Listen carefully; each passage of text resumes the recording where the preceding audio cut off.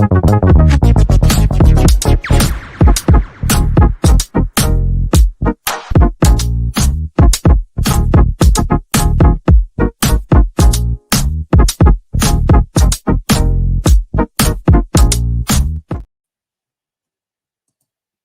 everybody, Russ and the West Ham Network. Hope you are all safe and well. If you're new around here, give it a like, give it a comment, give it a share, give it a bloody good subscribe. Subscribe indeed. Oh, where do we start? Well, I've what have I done?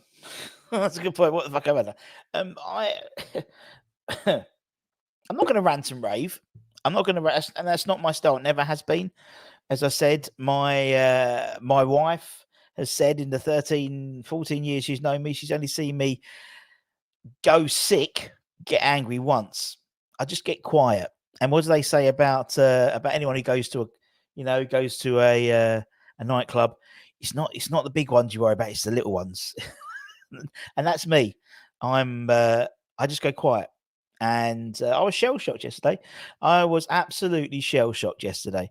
And so what I thought I'd do today is there's no point doing ratings, and we haven't, truth be told, we haven't done hardly any ratings at all this calendar year, having not won a game this calendar year. But I thought what best is to use it as a therapy session. Let's get it all out of our system, because I might talk about it towards the end, but I can't see them sacking Moyes and I can't see a change in management until the end of the season. And I'm going to go through the reasons why I think that is. It's not necessarily my opinion in terms of whether he should or shouldn't get sacked, but I think there's definitely. I think we actually Anton ran a poll, and it said, is the ball going to get rid of Moyes as a result of yesterday's game? And I think it was something like 80% think they won't. So we're all sort of on the same page with that one. Anyways, get some comments. Looking forward to today, as always. Gets Moyes out now, says Greg. Audi, it's not about one match, it's about incompetence. It's about lack of vision. He's mentally corroding. Unfortunately, he can't help it. I've heard Fornals and Benny had good games. Fornals scored. Benny played the first hour of his game against... was it Nice? Did they play Nice yesterday? Or Montpellier? I can't remember. It's all part of Hammer's Headlines. We go through all the loan spells. We do the first team sessions, the first team loan spells in the Hammer's Headlines, and then all the academy players' loan spells. We go and talk about that in the academy show later on today. Yeah, I think, it's almost like you need to put, yesterday was beyond comparable. For many of us, we've never seen a defeat so bad at home. At home, away we have, but at home we haven't seen a defeat. It's the worst. I think it was it was an 8-2 loss to Blackburn in 1960 or 50, something like that, wasn't it? That was the last time we saw such a heavy defeat. It's our biggest home defeat in the Premier League. It's our biggest defeat in the it's big. Actually, the biggest. Yeah, it's the biggest defeat in terms of what's name as well. It wasn't good. Wasn't good. There's no point. You can't sugarcoat it. I'm not going to come in here and say, but blah, blah, blah, blah. It wasn't a good game. It was from beginning to end. It was a car crash, a car wreck. That's it. We didn't seem to have any fight. We didn't seem to have any bottle. And that's the thing that's upset me most. And I think that's the thing that we're speaking about. A lot of people have been speaking about is the lack of bottle. And and I spoke about it yesterday in the show. It does seem we've got a very fragile side. I mean, it's reminiscent to me of last year, maybe at times where we went 1-0 down and we didn't have it. At least we had sort of someone like Declan Rice to sort of, we didn't have any of that. As I said, our captain was, it's like, and it might not affect the players, but as fans, you want to see someone rant and rave at someone on the pitch. You want to see someone shouting. It might not have any effect on the players, but it does to us as fans. And having someone there screaming, dragging people, even have a little square up, you should be doing that. You should be doing that. Shows that they care. Shows they care. I'm not saying they don't care, but it didn't come across yesterday like they cared. I know you care, and I know one player who did have that bottle was Mark Noble. And our latest, we'll just put this up now, football prizes. You could win a Mark Noble signed custom frame West Ham boot. We'll put a description in it in the thing below in the description. But nice piece of memorabilia there from someone who had a bit of bottle. He had a bit of bottle, old Mark Noble. And 150 they're selling out very, very quickly. So please bear that in mind. I think you get 22 instant prizes as well. So good chance of winning something. But we'll put a description in just so I get it in, because Anton did ask me to get right. Let's go for some comments. Fight comes from belief in the approach and yourself is very limited tactically and stripped or shipped descendants out. This is his squad, and that's true. I mean, it's true. He has built a squad almost. I mean, the side that played yesterday, apart from Ben Johnson, who started, Ben Johnson. Everyone else, he's brought in. That is his. That is. When people label the 450, 500 million pounds spent, he has had to build a completely new. He's bought a completely new team, and he has. And the fact is, if Paqueta was playing, it would be a completely David Moyes side. It's not like he's inherited anyone from that side. He's bought or under his regime, they have bought those players in. He needs to go. You can tell the group has lost faith in him. We totally capitulated yesterday. You can tell none of the players are playing for him anymore. I think for me, it did seem that probably after a third goal, maybe, we just went, that's it. And that's the thing that annoys me. Even a Nobes, towards the end of Nobes' career, he would have still been fighting. And it's one that with football, it doesn't. The season hasn't finished, and that's the thing. The season has not finished after yesterday. We go to Nottingham Forest, we go to Brentford.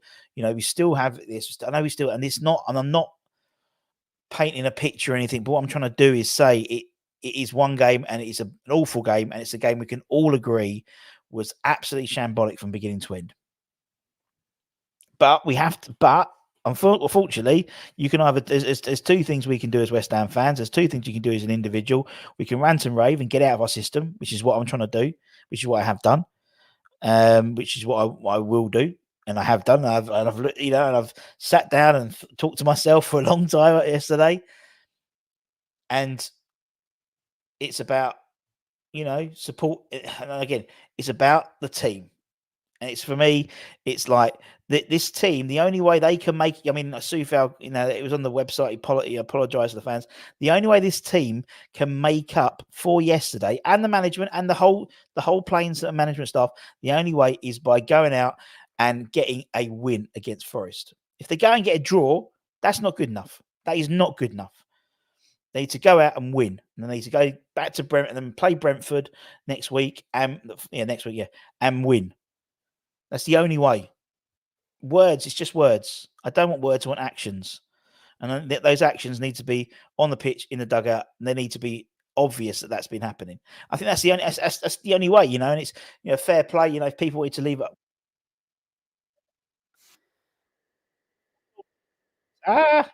Let's get the first one in. Hello, who we got? Hello, Rusty. How are you? How you doing, man? Hello. Hello, can you hear me? Yes, Rusty, I can hear you. How are you? Better today than yesterday, to be honest with you. Good. It was. I was without words yesterday, Rusty. I think we all were, my friend. We all were. I need to say, I turned off TV on the halftime and I went out from the house. Yeah. I could not watch it. I could not watch it. And starting from the players, it covers the coaching staff as well. I mean, guys, it's funny. It's funny to see that neither one of our defensive players does not know that Saka is a left-footed. Yeah. He's been left-footed for the last years and years. Yeah. And yet, neither of one of our players not know that it is. it was a symbolic performance. That's one thing. And Moyes, I don't think the players are playing for Moyes anymore. I honestly don't think so. I don't think that Moyes has the team behind himself. I don't think so. No, I think to be honest, I think it's got to a point now where you can only, whatever's going to be said on press conferences and post-match conferences and player interviews and stuff, it's got to be shown on the pitch now. It's got to be shown. We've got to have a response from the players to show they care. I'm not saying they don't care, but yesterday it didn't seem that at all, didn't it? It seemed that the players gave up. Exactly. It's like they've given up. As you said, after the third goal, it seemed like they looked at each other and said, "Okay, let the game finish," and that's it. Yeah. It was and us as fans to see that. To see that fans are leaving the stadium. Yeah. And we are a big club, guys. This is one thing that we need to understand. We have a very big fan base around the world. I'm not talking about Europe. I'm talking around the world. It's a very big fan base, and to see that we are just not performing how we're supposed to perform. Last two games against Man United and yesterday against Arsenal, we just didn't show up. And yes, people can say, "Oh, Paqueta is not playing," but Paqueta is one person. Yeah. Why did they brought all the other ones as well? Yeah. It's a team of 11 players, so it's I'm without words, to be honest. And yes, we need to show the performance and the result against Nottingham Forest. Otherwise, I wasn't Moyes out, but after yesterday, Moyes is on a very thin ice, I do believe. Yeah, he is, man. And that's my opinion on what yesterday we showcased. All right, bud. I'm gonna bring on someone else. Thanks, Fredo. Cheers, buddy. Cheers, man. Bye, ciao. Let's bring another bud. Who we got? Hello, caller. Hello, mate. Who we got? How you doing, mate? You all right? Well, what's been happening?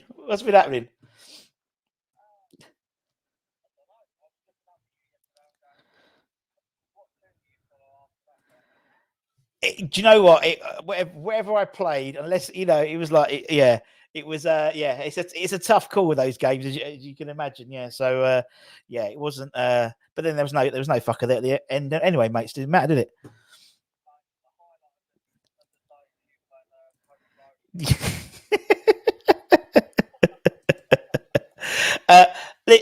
Leo, can you call back because it's not been picking up, and I want people to listen to you. All right, I'm going to hang up and call back straight away. Cheers, man. There we go. Sorry about that, peeps. Sorry about that. It was DJ Leon. He's going to come back on. It's only because he called and someone else did, so I apologise. Rush, you can't. You could have played Madness. Well, Madness is Chelsea. Right, let's see if this works. Right, let's see if in the chat. Can we hear Leon talk? Can everyone hear Leon? I'll just wait and see in the chat. Can everyone? Leon just said hello. Did everyone hear that? Because it worked last time. I know you're here. I'm waiting for someone in the chat to say they can hear you or not. Tom Cart, I don't know what's going on, Leon. I do apologise, my friend. I don't know what's going on. I do apologise. It worked perfectly with Frano, but for some reason I don't know what's going on. So I do apologise. That's what it is when you're not in Croatia like Leon. So that's about Frano. Anyway, man, I'm sorry about it, geezer. I'm sorry. It's obviously something going on with my computer at the moment. I do apologise profusely. But we'll get you back on another time. I promise you. All right, guys. See ya. Bye. I'm sorry about that. Actually, why is that? Let me just see. Right. Okay. Leon, try it one more time. Try one more time. Because I think I figured it out. I think I figured it out, guys. No, I'm not using Windows 95. No, I'm not. But I think he's working now. I think I know why. But anyway, heard the code. Yeah, right. Okay, let's try it. For a third time. Leon. Right, can you hear me? Right, come on, guys. Can you hear Leon? I think you probably can now. I think you probably can. So we'll wait and see. Leon is talking, not Netscape. Yes, we can hear you. Carry on, Leon. Yay! Carry on. Right, mate. Where do we start? Where do we start? Where do we start indeed, my friend? Where do we start? I don't know where we start. I don't, to be honest, it's like when it cut, I sat there thinking at the end, it's like the pragmatist of me thinks, it always happens. There's always like a game where it happens, but it's happened 2 or 3 times. It's happened 3 times this season. We've conceded at least 5 goals, isn't it? And that in itself was it 11, 16 goals in those 3 games. It's just, for a defensive manager to have conceded so many goals, it's ridiculous, isn't it, really? Well, I'm going to look at it because, as you know, Russ, I'm a qualified coach, and that's what I do as a trade now. I can't get my head round. No, and let's start again. You've got to take Ben Rama's comments and think to yourself, what is going on, right? And yes, I've been at the training ground a lot, and I do see him quite often. Not on the pitch, but I see him quite often. I don't get what we do, Russ. No. Because if you look at it logically, right, let's go when we are at Dawson, we knew what we was doing on set plays. We don't look like we know what we're doing on set plays. And you look at someone like Kev Nolan. I know over the COVID season, Kev Nolan was quite instrumental on the setups of set plays. Yesterday, the first goal, no one jumped for Saliba's header, first of all. Yeah. Zuma, I don't know what I can't put into words. I don't think it's his knees. I just think it's a lack of confidence. I think it's a lack of everything. But even when he's got the ball, I'm worried when he's got the ball. When he's got the ball, he doesn't seem set up. He seems to jump, and he just seems to panic. And this guy's 20, 28. Must have a few hundred appearances behind him, and I just don't think he's at the races anymore now. He reminds me. I've been around a lot of Sunday League players who think they can play in the Premier League. But at the end of the day, it's quite similar because Zuma, all he does, he just gets the ball and hoofs it, right? And I don't know if that's because he's got Aguirre next to him, because Aguirre loves a diagonal ball. He loves it. And I don't know if that's rubbed off on him, but I can't even... if Aguirre was at Man City, he would look unreal because he's got time to get on that ball and ping balls all day long. When he's got to defend, he's absolutely useless. He can't defend. But all of the back four yesterday just gave up. Emerson looked. The last 3 games, ever since he hasn't had Paqueta or Ben Rama in front of him, he's looked at a shadow of himself. Yeah, we bought a holding midfielder in, and. You can't chuck him in anyway. He will come good for us. I've got no doubts on that. But I just don't get the system, Russ. When you look at that team, and I like Ben Johnson. I like over the last few weeks. You've got to give him his hands up. He's been good for us. Yeah. But when you look at the team and you look at the other 10 players and go, what is our right back doing playing left side of midfield? You must look to yourself and go, where's the confidence? Where is that looking? When you've got Cornet on the bench, we let Callum Marshall go that could play on the wing. Even it wouldn't have happened. Even if we played Devine yesterday and put Bowen back on the right and Kudus on it wouldn't have happened. But even something like that, what Arsenal didn't play with a strike yesterday. They played with Odegaard as a false 9. Why couldn't we done that? Why couldn't we just chucked in? I know we looked awful playing Ward-Prowse, Souček, Phillips and Eddie all in there at the same time. But even if we turn around and said, right, Ward-Prowse plays as false 9. And what I noticed so clearly yesterday, and it is definitely not being worked on, is the gaps between the press is unreal. Yeah. It is Bowen. It's like watching a non-league team where the striker chases everything down and you're looking around and go, where's the midfielder? Where's the midfielder? Where's your back? And it's like that. But you look at Arsenal yesterday, mate, the minute we had the ball at the back four, they're on us. They're closing us down. Yeah. It's almost I know Moyes don't like the press. Yeah. But when we have pressed in stages this season, in a few games, we've got results. The Carling Cup game, for instance. Yeah. No, I agree. I agree. I think Go on, mate. What in terms of the press, you know, I mean, it's proven that it works. It does work, you know, and it does work. And obviously, as you said, the Carabao Cup game worked, and you know, even the Emirates game, we were pressing from the front.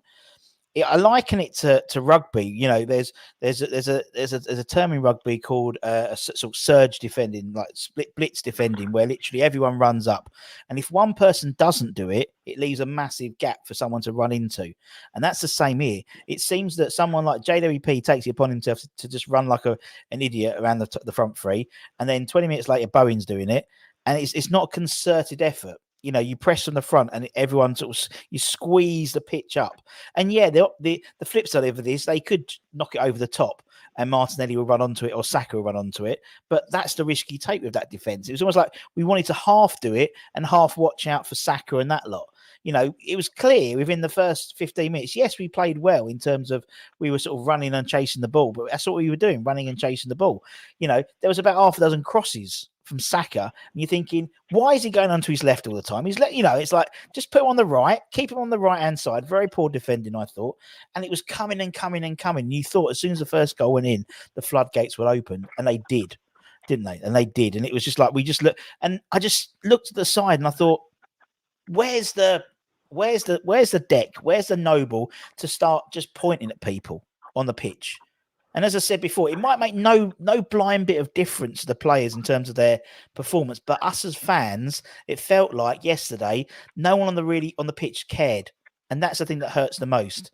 If you're still fighting, even though you're getting turned over by a better side, fair enough. But there was no fight. And that's the thing that worried me the most, was no fight. And we've been saying it all the time. I don't think Zuma's that type of man, that type of captain. And then to go off at half time, you know. Well, that said, what I don't know if a lot of people, like, we was in the ground, so we wouldn't have known, but I was texting people at home that was watching it. What also didn't happen yesterday in the second half was no one put the captain's armband on and come out with it on. Yeah. So we had no captain in the second half. Now, what does that say to a manager not to turn around and go, right, I'm pulling the captain off because he's not playing well. We don't know if he's injured or not. Yeah. But then you turn around and go, right, give us that armband. I'm going to give it to someone who knows what they're doing. Let's show a bit of fight in the second half. Let's show a bit of passion. To not even get the armband off Zuma and give it to somebody else, it just shows you what sort of man. I think he's lost the dressing room, personally. I really do. Because if you answer this question, if West Ham fans answer this question, Klopp, Pep, and you can say Arteta now, as much as it hurts, their players want to die for their manager. They press, and they press, and they press and press, and they win that ball back. We haven't got a player that will do that for 90 minutes and then turn around and go and cuddle the manager. You look at all them other players, they go up to after the game, Klopp comes on the pitch, he cuddles them. All right, it's a bit cringe, but at least they do it, and they show that they've got the manager backing them. We ain't got none of that. Nah. We've got none of that. We ain't had that since Mark Noble. That's just my opinion. I agree. I agree. I think Deck wasn't, you know, as much as I loved him as a player, I thought he wasn't a very good club captain. Team captain, yeah, when you've got Noble behind you, backing you up. But as a club captain, I didn't get that sense. Whereas, yeah, as you said, I think there's, you know, even Dawson, you know, at least you know what you're going to get with him, and he's going to die trying. And I think that's what we've missed. What we miss is that, is having that someone who's just gonna just leave it all on the pitch. In my opinion, James Ward-Prowse is too early to give the captaincy. I know he had that's the thing. Yeah. I personally would give it to Bowen now, because he still gives it all. And with Bowen, he's not a striker. We're losing so much with him not being on the wing. So much. Yeah. He's not a back to goal player. We're losing so much with him not being on the wing. Just on the counter attacks alone, we're not getting it no more. It's not working. And I just don't get the second half. I don't know if you noticed this, Russ, but he put James Ward-Prowse back on the left. Yeah, he put Kudus back into 10, didn't he? Like a whatever. Like they must be as players. They must sit there and go, "What the hell is going on?" Yeah. Like you've kept the formation. We're 4-0 down. We've kept the same formation, but all we're going to do is put Kudus into the 10 role. But we need to counter attack. Okay, so then who's going to be on the wings? Oh, I'll tell you what. It's our right back and a certain midfielder that's going to be on the wings for pace on the counter attack. Now, who is behind Moyes going, Dave, I think you had lost the plot here, mate. What are you doing? Yeah. None of it makes sense, Russ. No. When you look at it logically, none of it really makes sense.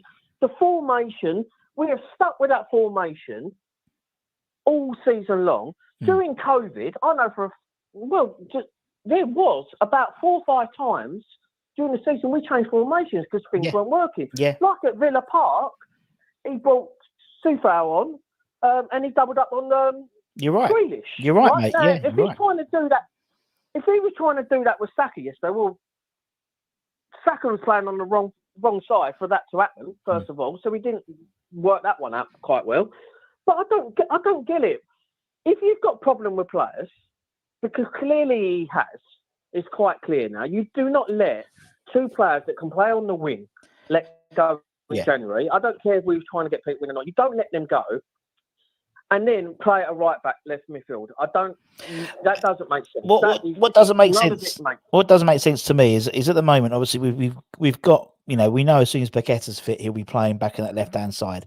So why didn't yesterday we play? I'll stop you there, mate. Paqueta's not even a left winger. No, I know, but that's how that's how he played. But that's how he plays, and he said it, and that's how he's always played. He plays with a left. He prefers to play with a midfielder, a decent central midfielder on the left hand side to come into to overload the midfield like he did with Leon Osmond, Everton, and people like that. So if that's the case, right? Yeah.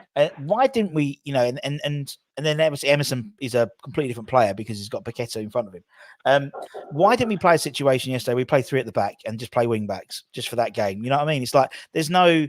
It's almost like he's still trying to shoehorn everyone in. If you play 3 at the back, Emerson wing back. I don't like Sufau right wing back, but he would do. And at least you would have some sort of. It seemed it was all one way, all down the right, but nothing on the left, and it was just like bereft of anything. I didn't understand it. I didn't understand it. And as you said, playing. I mean, we only know what we see and what we hear. We don't know what was going on behind the scenes in terms of the Ben Rahman Fornals situation. As we've been led to believe, Steinton's in charge of everything. So, did Steinton screw him over? I don't know, but it just seems that. Yeah. So we know that's the fact. Steinton is in charge of all the transfers and ins or. Not necessarily probably the person who signs everything off, but you know what I mean. So, yeah, it does seem that there was something happened there, and wait, maybe we did try and pull a fast one in terms of because we didn't get anyone in. We did try and stop at least one of them not happening, and we ended up sending both of them out. But why wasn't Cornet playing yesterday? Do you know what I mean? Rather than Ben Johnson. I don't get it. It would make sense to put a left winger on a left side of the midfield. It would. It's like me picking my team and going, right, I'm going to put my goalkeeper up top today. Try something different. But when you look at the other managers in the Premier League, Russ, we're the only team that sit back and just soak it. It's like it is literally watching the 90s. Right, but we were together at Upton Park, Russ, and I can't think off the top of my head that we got an absolute smashing off the top of my head, right? Since we've come to this stadium, and I'm not blaming the stadium whatsoever, but the first season we played City twice, we got smashed in the cup and we got smashed at home. We played Liverpool that season, we got smashed. Yep. Yesterday we got smashed. The fans. I know Sky are blowing it up a lot, but what you saw the fans, there was people walking out, but a lot of people, that's where they go for a cigarette at half time. But I guarantee it, we weren't walked out like that at Upton Park. And it's nothing about the stadium. The stadium's completely different to Upton Park. You get so many tourists now. Where I sit, I've literally sit in front of you, mate. The amount of Chinese people and Japanese people that are coming over photos and all. It's not the same. It's as modern football now. You just got to put up with it. It's true, unfortunately. But it's just when we say, I think the board are in a sticky situation because they're looking at it like this. If we get rid of Moyes and we go get a manager in and we do like a Glenn Roeder, great first season, and then we start the day off, they're going to go, we shouldn't have got rid of Moyes because Moyes would have kept us where we are, right? So there's that first dilemma. Second dilemma, who do we get and who's got the experience to come in with these sort of players, with the Kudoses, with the Pakatars, that could get something out of them? If you look at someone like Michael Carrick, they might look at him and go, no, you're not that sort of player. You look at someone like Alonso, don't worry, that's never going to happen. But you look at like Alonso, you could say, look what he's done at Bayern. There's something about him. So let's give him a chance. Let's work with him. Me personally, I can't see. I want Moyes gone because I can't go and watch that rubbish. Not 10 men behind the ball at home. I can't watch it no more. It's becoming a chore. I think that the fact is, I think I can. Part of me can understand, like being defensive against the big six team, so to speak. But for me, hang on, Russ, but stop you there, right? When we was at Upton Park, mate, that season under Slaven, we switched that. We was going to the Uniteds. We was going to we was going for it. Proper going for it. And you think, here we go, we might have something here. And it's reversed back. It's like we are the championship side. In Bristol City done us because we've done exactly the same. They've done to us what we should be doing to others. Yeah, I agree. I agree. We don't. I agree, and I think that the thing is, it's what the difference is. You said there is you had a different manager, and you did, and unfortunately, Slaven did a great job in the first season. Possibly looking objectively, riding on the high of the fact being in the last season at the Bowling. When he comes to London Stadium, it's like a completely different manager. He's a completely different manager, isn't he? And for me, we talk about being a one person side. I think we were a one person side under Slav as well, because when Pyatt wasn't playing, we were dreadful for those few games. You remember? We were crying for him to come on against Everton and stuff like that. And I think that's always been the case. And I agree. I think the mentality-wise, I totally get it. And, I think that's why I always thought Slab was a fantastic international manager, because you get players around him. You've got the best players. You don't need to coach them how to be the best players, but it's all about maintaining that sort of ethos, that team spirit, team building, which is great. You can't do it, and even throughout Slav's other league clubs, he might have had a good start, and then it sort of falls off a little bit when he almost gets too friendly with the players, not in that respect, but he almost like too buddy with the players. And I think that's the trouble. But I agree. No, I totally agree. And I think because we haven't got, it's the lack of changing what's set up. So we pretty much know the way he's going to set up every game, and the pieces might be different, the players, but it might be, Mavropanos instead of Zuma, or it might be Sufal instead of Ben Johnson. But you know exactly the way we're going to set up. And it doesn't matter who the opposition is. I think that's the frustration. If we're playing, so we play Brentford at London Stadium next Saturday. Obviously, we play Forest in between. But we know we're going to be set up exactly the same way as we did against the Arsenal game.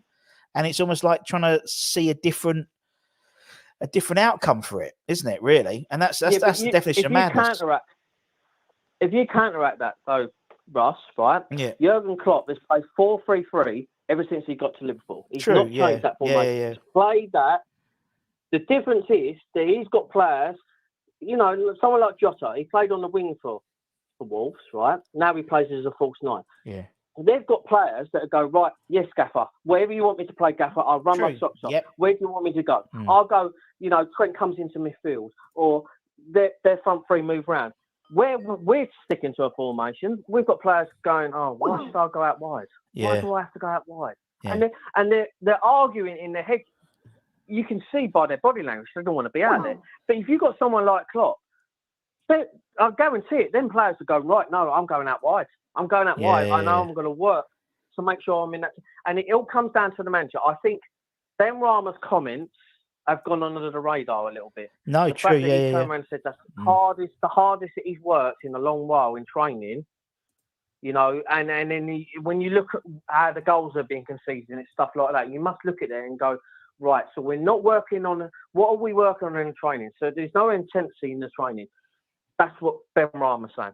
Secondly, we're conceding goals left, right and centre from set plays. What are we working on there? Yeah. Are we just coming into training and have 5-a-sides every day? Because that, at the moment, from an outsider, that's what it looks like. Yeah. It doesn't look like, back in the day, like when I used to go over to Chadwell and watch Harry's, he would have Kitson and Artson working on a partnership together. All right, we ain't going to play two up front. But, there's got to be certain things that Bowen must be getting trained to play as a number 9. Because when it don't work, does it? It don't work, Bowen as 9. And it's like... it doesn't, because that Saliba had him in his pocket yesterday. He was getting pushed off the ball because he was trying to hold it up, and it just wasn't working. It's not his style, is it? It's not his style. I think to be honest, it's a weird way, but I'm actually looking forward to Antonio coming back, which I never thought I'd say. I said that yesterday, Russ. I really did say that. So we can put Bowen back out wide again. And then put Kudus on the left or whatever. I don't care, but I'm just actually looking forward. But then we know he's going to do he'll come on, he'll roll over his ankle and be out for the rest of the season. And then we're like fucked again. But I'm actually quite looking forward to him in a weird way. Listen, mate, there's loads of people trying to come on, man. And come back on another time, mate. We can sort it out, bud. And we'll get you on. Yeah, all right, Russ. All right, mate. Much love. Man. Cheers, man. Cheers, bye. Okay, mate. See you later, bye. DJ Leon, Anthony, call back, and there's someone else try to phone. I do apologise. Looking at the table for next up will be. You're totally right, and if anything, the next few games are favourable on paper. And as Mr. Clough, I believe, said, you don't win anything on paper, but they are. We go to Forest side. Forest side who lost. They're down in the doldrums. I watched what the Gary Baldy read. And they are very much down in the doldrums, having lost 3-2 to Newcastle. Was it? No, they lost a combat. They lost at home, didn't they? But they are scrabbling, fighting for their lives. And I don't think we are. And that's the issue for me. And then we come play a Brentford side who we never play well against. For Rejuven, Ivor, Tony, and then we go to Everton, who, despite the fact their league position, add 10 points to that because that's basically where they are, and they're pretty much just a couple of points behind us, really, in all honesty. Then we start looking at Europe. That's the issue for me. We start looking at Europe. We're playing Europe in 2 weeks after that. Well, no, it'd be the week after that. We'd have found out who we've got by the time we'd have played Everton. I think it's that weekend, the Friday of the Everton game, I believe, is the. Let's bring in Mr. Baker, hello. Can you hear me okay? Yes. How are you? Yeah, not bad. That was a good call with DJ Leon. Yeah, as always. I like Leon's always very balanced man. Yes, he is. Yeah. Listen, I just yes and no. I think I don't know how to explain it. I'm trying to sit and compute exactly what we witnessed yesterday. Going down in the record books for one of the worst losses at home, as and the last time it happened was against David Moyes' side when he was at Everton. So I don't really know how to think about what the best answer is, because I genuinely and sincerely put in the West Ham Network chat last night, and you will have seen, if we sack Moyes now, please someone give me, and people get fed up with this same answer, but give me the next person that comes in that makes a difference or whatever. And I used to say that quite a lot on the basis of there isn't anyone else out there. However, I feel like we're at the stage now where we probably can afford to take a gamble, whereas before we couldn't afford to take a gamble. Yeah. And right now we're not in any relegation battle. Of course we've got Europe, and of course, if we go the distance, then great. But as things stand with the squad that we've got, that's going to be an extremely massive hill and mountain we need to climb. So if they're going to make changes, which we know they're not, but if they were, you can't help but think that, you should have done it maybe before January. And we can't live on this kind of flip-flop decision making from the ownership. So if we go 2 or 3 games and lose them convincingly, then suddenly they say, this is the game you need to win. Yeah. And then we go on a run of winning 3 games, and then we lose another 2 or 3 games. Then it's this is the game you need to win. We need to maybe look at the real issue, and the real issue lies at the top of the club. It's simple as that. Too much focus goes on David Moyes. David Moyes is just doing what he is going to do, which is maybe it's enough now. Maybe that's what the fan base are annoyed at. But the focus of the club needs to be on the top, the people who run the club from the start. So we don't know the full ins and outs. But did Moyes knock back signings? Did Stein bring signings to him, or was it all based upon one person only, Sullivan making the decision? And if it is based upon Sullivan making the decisions, then how can you go into, and we all know David Moyes likes a small squad, but that's really small and that's really problematic. Like that we can be in this situation with the aging squad that we've got and think that we can be consistent. People have found out our plan A. Our plan A was always sticking with Antonio. Our plan B was putting Bowen through the top. And now we found out our plan B. We have no other option. We can't go back to plan A. And we can't really work with plan B. So what do we do? And I'm starting to kind of question whether or not it's the time maybe to look at it. But then the club won't look at it like that. As a business sense, the club will look at it like, if we were going to do that, we would have done that in November. Exactly. Exactly. In the similar way that he's not going to go. He's not going to go until the end of the summer, unless even so. Unless we lose the next couple of games, I can't see. I think Nottingham Forest. Yeah, I think the Forest and Brentford game. Yeah, that could be like a kind of opening the door a little bit, and then the Brentford one could be the killer. Yeah, the killer blow. But do you know what? Essentially, listen. Part of me, honestly, if you said to me at the start of the season, I think my expectations have been raised. I think all West Ham fans expectations have been raised. But our biggest fear is now it seems to be consolidation is the biggest fear, and sometimes consolidation is good. But the problem with consolidation though this year in particular is if we consolidate and don't get Europe, all that years of progression could literally, and I can't help but feel it could spiral out of control, because then we won't be able to keep any of the quality players we've got, and we won't be able to attract the quality players we've got.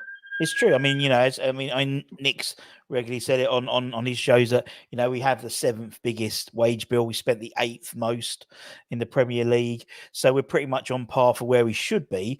But that's based on the fact of us having Europe and having a decent Premier League position as well. I can go through some figures. I might do at the end, actually. I've got some figures to go through because I think it just helps put stuff in context. We've got a good, at the moment, because of the income coming in, we've got a good profit to wage or income to wage, with 57%, which is very good, a lot better than other sides. But that's on the basis of the broadcast rights, commercial rights that we have at the moment in terms of the money coming in. If we don't get into Europe, if we finish again in the bottom half of the table, we're not an attractive side. And as you said, players might want to move on. Are the type of players, and that's where that's the genuine fear I've got. The fear is that we don't qualify for Europe.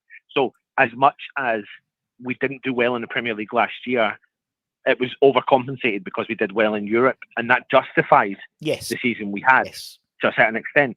But if this all folds amongst itself, then I do fear that leads to our trajectory changes.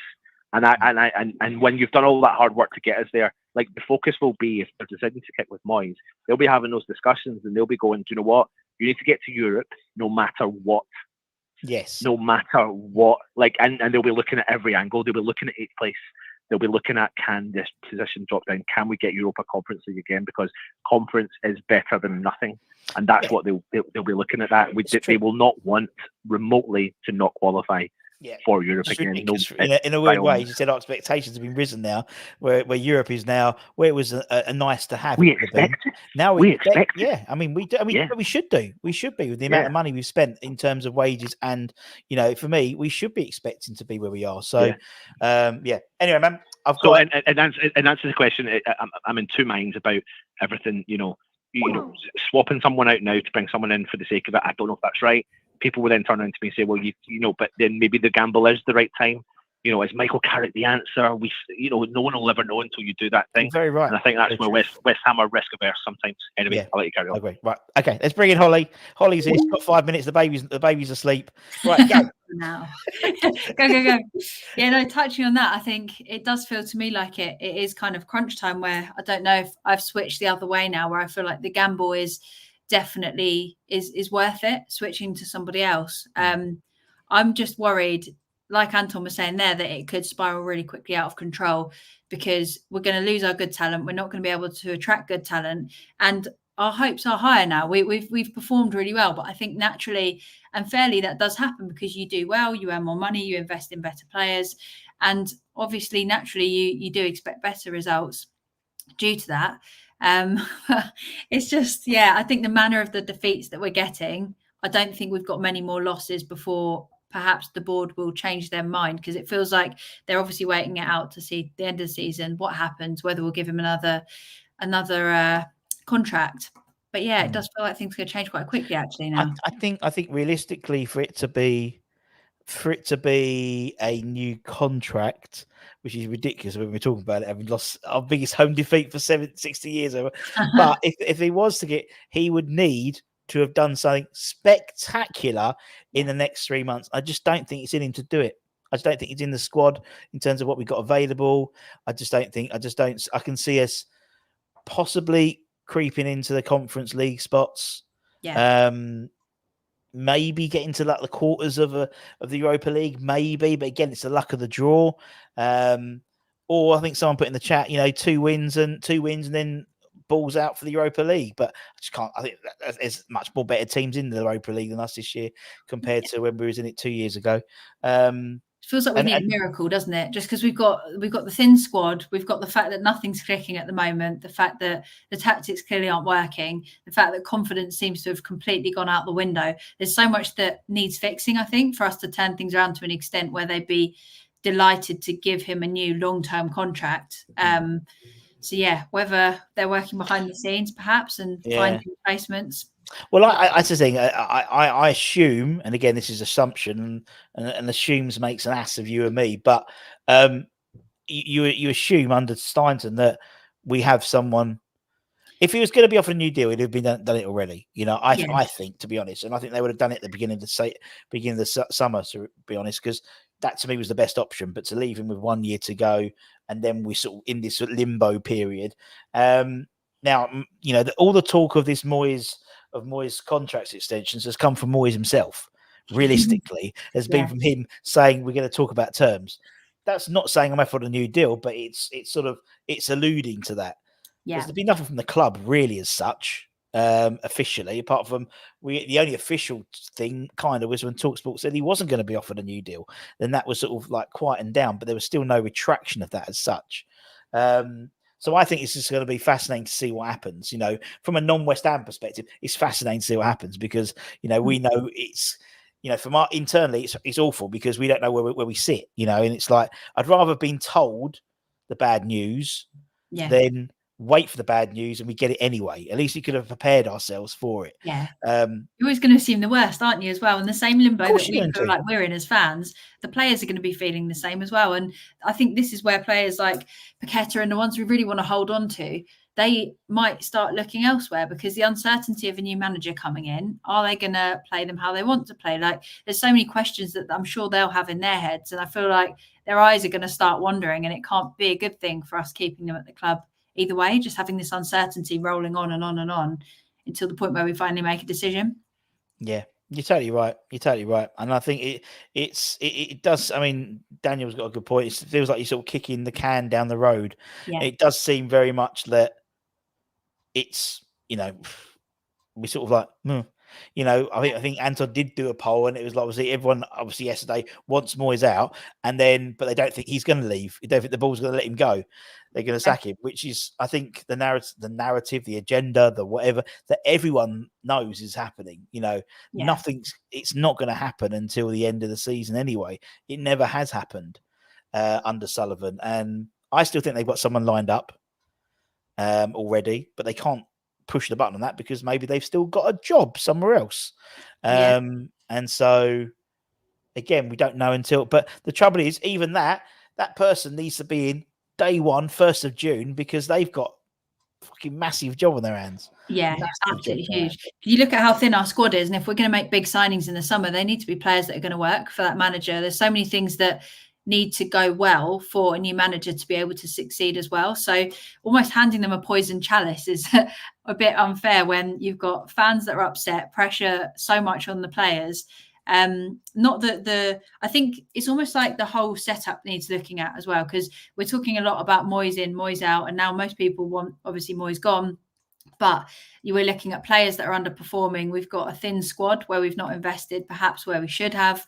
There's so many different little puzzle pieces that are missing at the moment that it is a difficult job for somebody to take on and do well. I think the board, to an extent, we're probably looking at differently to fans, because they'll look at it more like a results-based business where they'll go, look, we're currently in European football. Until yesterday, we were 7th, weren't we, in the league? Like, you look at it on paper and that's not bad. Like, if you were to say where we are right now, 4 seasons ago, I'd have probably like snapped your hand off and been like, that sounds amazing. I was going to show some. I've been doing some that's that.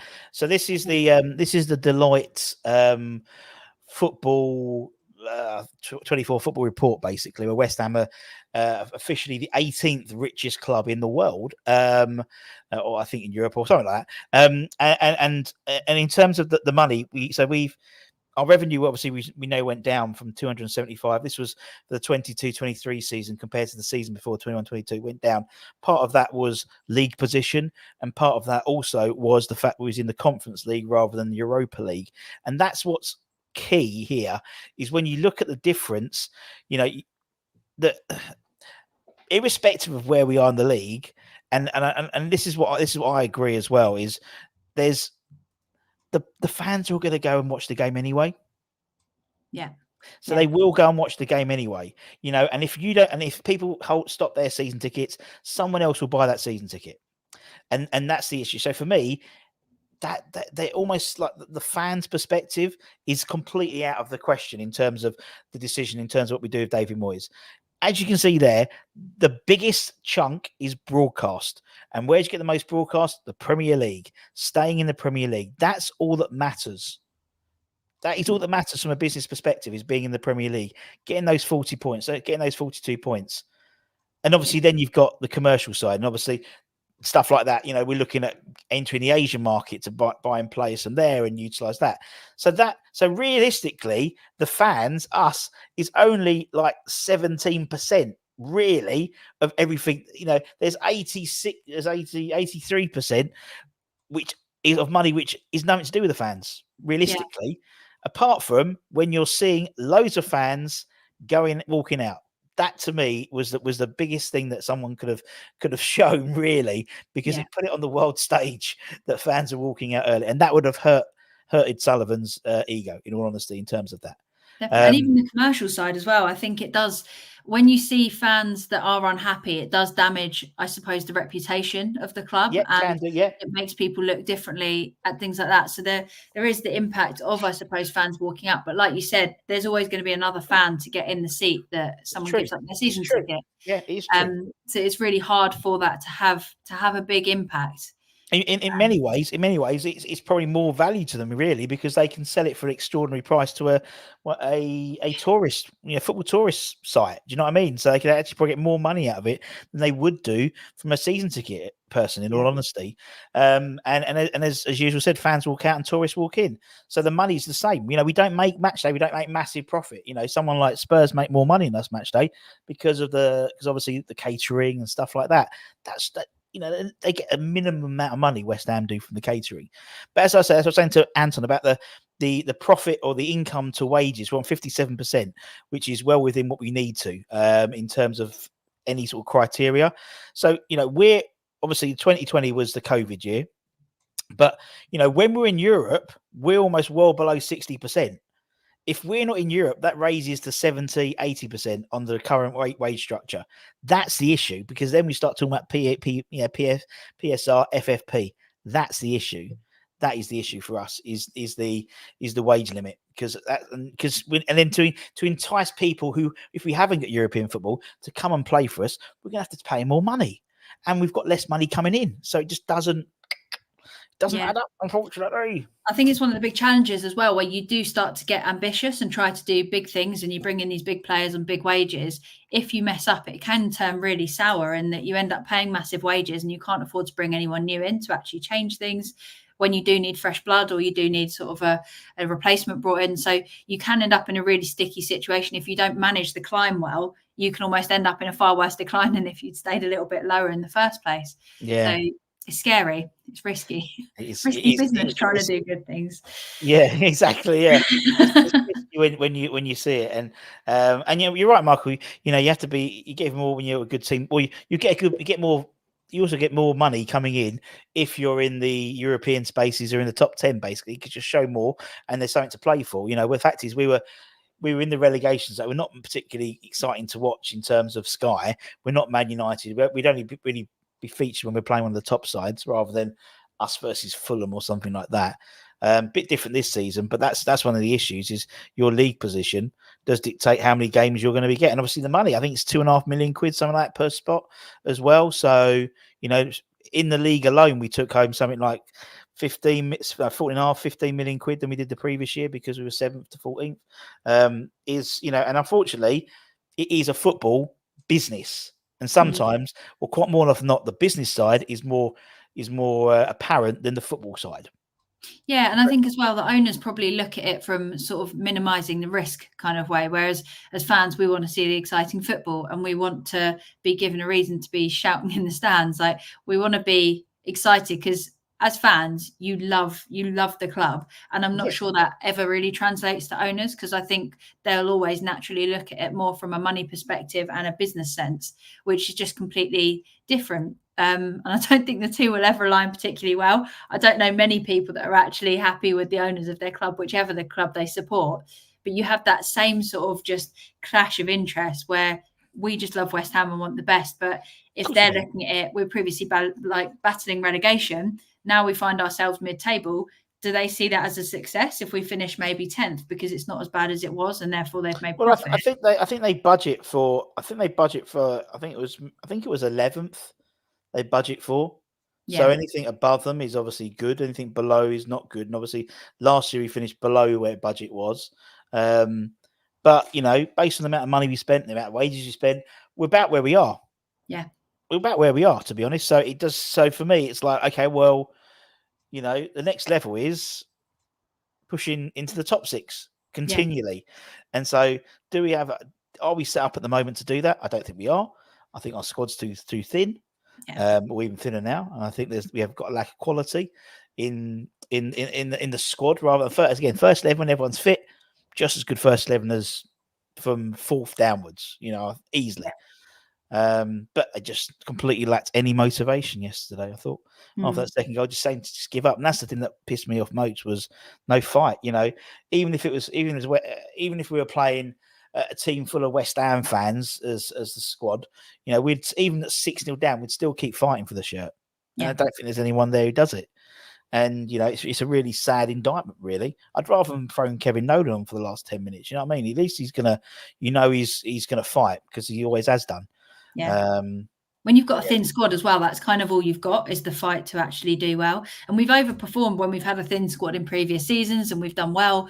And it's been a bit of a surprise, but it's kind of caught up with us now that we've got the thin squad. Injuries are always going to happen as well. You can't have just a strong starting 11 and then just hope for the best. You look across the whole Premier League, the number of injuries in key positions, and sometimes you're unlucky and it's all in the same position, but you've got to have backup plans for when that does happen, because inevitably it will at times.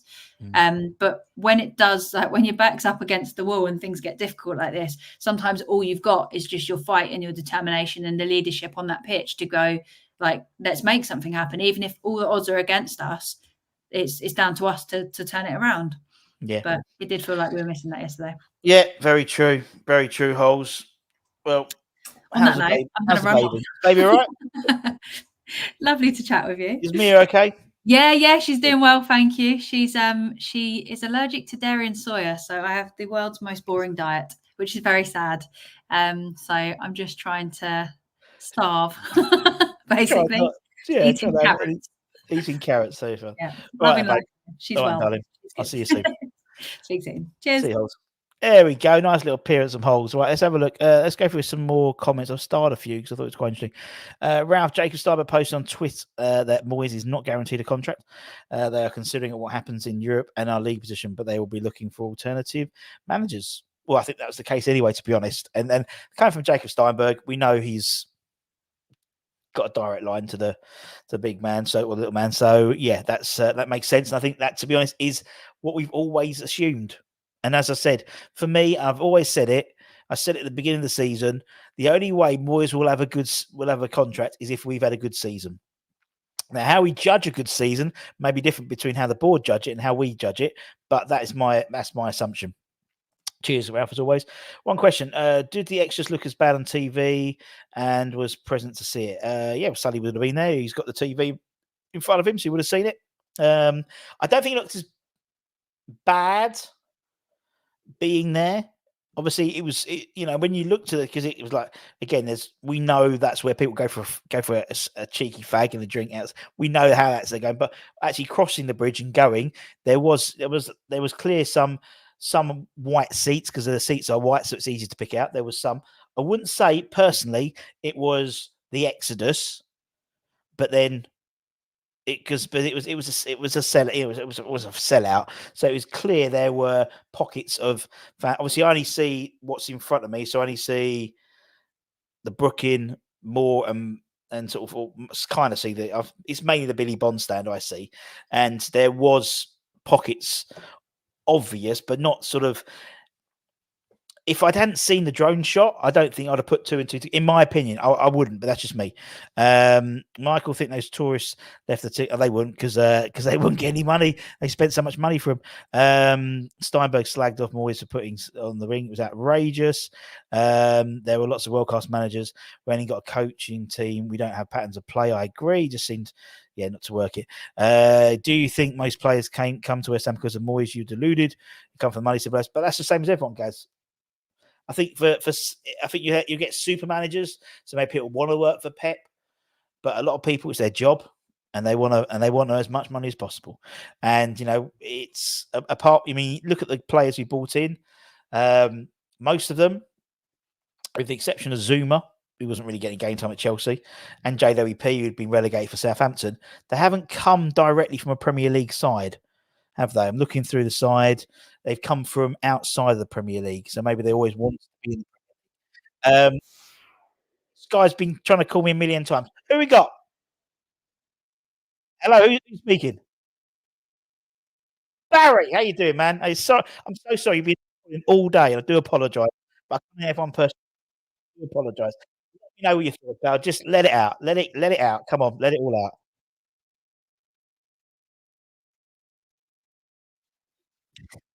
Yes. Yeah, that's the thing. It's one thing. The trains have been fucked up, haven't they, for the last 2 or 3 weeks?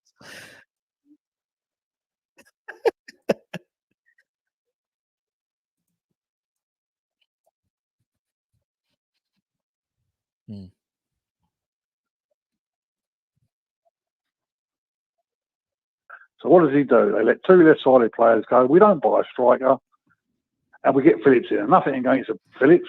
Why have we wasted money on Phillips when we know what we want? Yeah. You know what I mean? And it's not going to get honestly, it ain't going to get no better. Yeah. Right. I think it's I think it's come to. I think it seems to have come to a point. Do you know what I mean? Now it's sort of like, I think we did it under Allardyce as well, where it was sort of consolidation, and then there's a point where it's like, it's now time to move forward. And I don't think under Moyes we can do that. Really, I just don't think we can. I think he's gone as far as he's gone with us. We can all say, we only won a cup, but take that cup out of it. What else have we actually done since he's been there? We've just gone backwards. Oh, I think we've consolidated. I think that's the issue now. We seem to be, we're on par with where we should be in terms of our spend, and part of the reason we have our spend is because we've got into Europe. But I know what you mean. It's now the next step in the chapter. And but I think the biggest thing, Russ, who are we going to lose over the summer? I mean, by getting Phillips in, we all know what it's been done for. It's to soften the Baqueta deal in the summer. That's what it's been done for. There's no other logic for taking Phillips on when we're overrun with midfield players. Yeah, it's true. It did seem like a bizarre thing that did. But we know Moyes. Phillips is a hard-on player. He's wanted him for so many years. It's almost like he was desperate to get him, weren't he? Yes, he was. Yeah, I'll buy into that. But he's not going to come in and improve that team. Well, we've got nothing up front. Yeah. And I'm looking at, and God bless him. I don't rate him full stop. Looking at yesterday, you're playing Johnson on the left wing. That's the thing. Why? That's the thing that got me. I didn't understand it at all. And if it's because we're light in left field, don't fucking let him go. Don't let Benny go. Don't let Fornals go. It's quite obvious. I mean, you could see that them two going on them two, their confidence was shot to pieces on the boys because they didn't get game time. Now, I understand we're playing well. You're not going to pull players in just for the sake of it and give them game time. I'll get all that. But you look at when they come out and warm up. There's no urgency. I don't even know how Zuma gets up the tunnel. I don't get it. No. He looks like he's got two lead boots on his feet. He does, yeah. I don't get it. I don't get it with him. I mean, the beginning of the season he was really good, and I reckon in the last sort of since the new year, definitely he's just gone downhill again. Absolute downhill. Yeah. I say I would only say saving Gray yesterday. I didn't go, which I was pleased about, but I was sitting in the pub watching it, and I thought I was laughing. Yeah, because that's how bad it was. It was laughable, wasn't it? You can't make up excuses for it. We were just. 10 minutes spell in the first half, it started off, we weren't too bad. But after that, it was just one-way traffic. It was a matter. Well, in fact, the geezer next to me on that Cyprus boat, he said to me, I've just had a bet, 40 quid on 8-0 to Arsenal. I went, I'll tell you what, you'll be collecting your money in a minute. And he was a West Ham supporter who got halfway up there and had to turn home because he wouldn't have made the game. Crazy, man. Crazy. Yeah. Crazy. And I think, to be honest, mate, I think you've got this until the end of the season, at least. We have. Well, unfortunately, yeah. Unless there's, because we know what's going to happen. We know there's going to be some sort of communication via TalkSport or something like that, or by Jordan or something. Say, he's got 3 games left, and he'll end up winning 2 of them because he always does. Yeah. And then we start the counter. We go back to square one again, don't we? It's like counter resets. You look at next few games. Forest away. I can't see us winning there because they're up on their game. Brentford at home. They're going to turn us over with Tony scoring. I just don't see it. It goes back. Go back to the Liverpool game. To me, he threw the game when we played Liverpool in the Cup. Because it's the team he put out. Yeah. And people might knock him. I can't wait for Antonio to come back. No, me neither. I really can't. And I was never going to say... And that's a detriment of our team, that I can't wait for Antonio to come back. I mean... The other kid, Mbumba, he ain't going to ever get a chance. He was crap on Friday as well. He was. I watched him on the other. Yeah, I watched it. Yeah, he was crap. And I'm not being funny. He sat there, and I had Billy McKinley in front of me. I had Mark Robson next to me, and they were every time it fell off him or bounced off him, they were like shot eyes in this guy. Like fucking hell. He was. I think he's a player at the moment for me. He's developed a very good reputation for himself in the 21s, but it hasn't moved on, and I don't know why. It might be confidence. It might be the fact he's not getting game time. I don't know. Yeah, I mean, if you want to speak with Saturday, if Paqueta's fit, put him in, take Souček out, and play Phillips.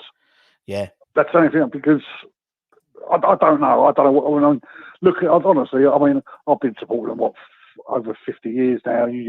55, 56 years, and that's got to be one of the lowest points of a home game I've seen. Oh yeah, for years and years. It's the worst. Years. It's the worst one you would have seen in your lifetime, I believe.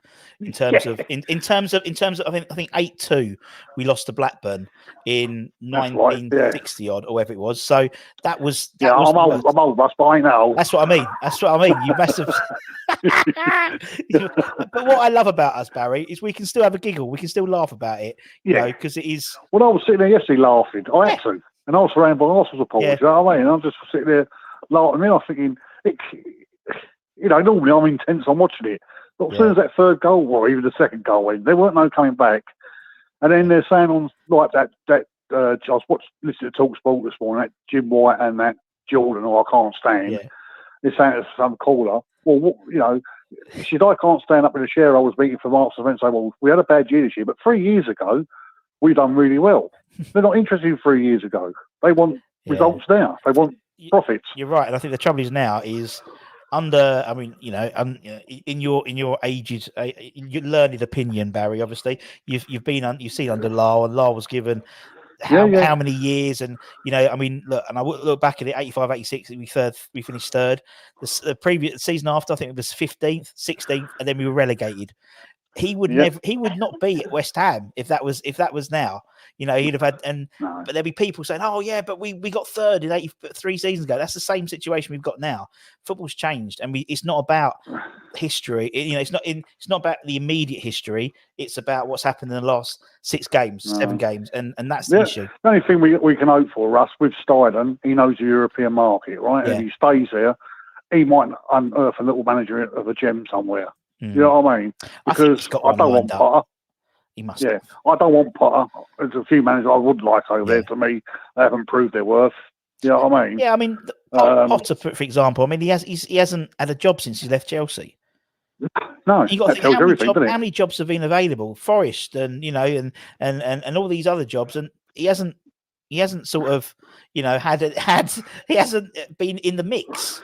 Hasn't even been in the mix. So that to me assumes that he's obviously not fancied within the football community, potentially. I don't know, but there you go. Yeah, never mind, Russ. Never mind. We go again Saturday. We can have another laugh. Have a laugh, Baz, innit? We'll be on that programme. It'll be all right on the night, but I don't know what night it's going to be all right because I'm not sure. And by the way, I'm putting my parcel away because I ain't going to go away to Europe to see that crap, but I tell you. Don't bother renewing it yet. Okay, mate, you take care. Nice speaking to you. Good man. Top man. Mate. Bye, mate. Bye. Good old Baz. Finally, bless poor old Baz. He's been trying to call me all day. And every time he comes in, someone else is jumping on. Right, we're going to have to call it a day today, peeps, because I'm going to have to go do some work. Let's go for a few more comments and we'll go. Call the Samaritans. Thank you. Yeah, me and Harry can still laugh indeed. What do you think Steiner was thinking? I just don't know that game, to be honest. What we got here? Oldham, God. Oh, yes. Oldham.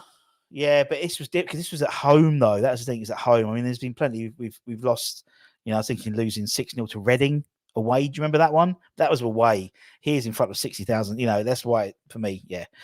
We need a Thomas Frank type model, but then Brentford aren't doing too well at the moment, are they? And again, I know what you mean, but I don't know. That's the thing. I don't know.